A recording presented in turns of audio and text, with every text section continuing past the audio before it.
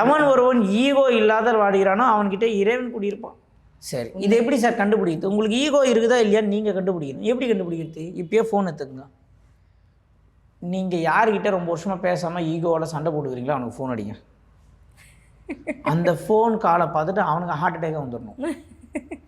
நடா சாப்பிட்டியா, எப்படி இருக்க, நல்லா இருக்கியா, இன்னைக்கு குரு பயிற்சியான் சொன்னாங்க, வீடியோ பார்த்தேன், சொன்னாங்க இதுமாரி வாழ்க்கையில் உதவி செஞ்சவங்களாம் மறந்துடக்கூடாது, என்றைக்கு இருந்தாலும் ஒரு வார்த்தை பேசணுன்னு.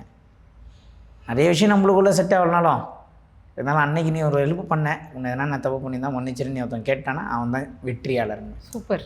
இது என்னால் கேட்க முடியுமா? நீங்கள் சொன்னீங்கன்னா இதை தான் நான் கேட்டேன். நான் கேட்பேன். நான் கேட்கலாம் மாட்டேன், போய் சாப்பிடுவேன் மேடம். எனக்கு ஈனம் மானம்லாம் கிடையாது. ஏன் தெரியுமா?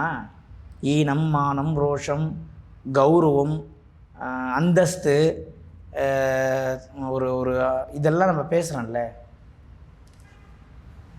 ஒரு நோயால் பாதிக்கப்படும் பொழுது ஒருவன் கௌரவம் பார்த்தால் உன் மோஷன் எடுக்கிறது யார்? ஒரு வார்ட் பாய். புரியுதுங்களா? வாழ்க்கையுடைய தத்துவத்தை உணர்ந்தவனுக்கு மட்டும்தான் நான் சொல்கிறது புரியும், மற்றவனுக்கு புரியாது. ஆனால் ஒரு நாள் புரிஞ்சே தீரும் சொல்கிறேன்.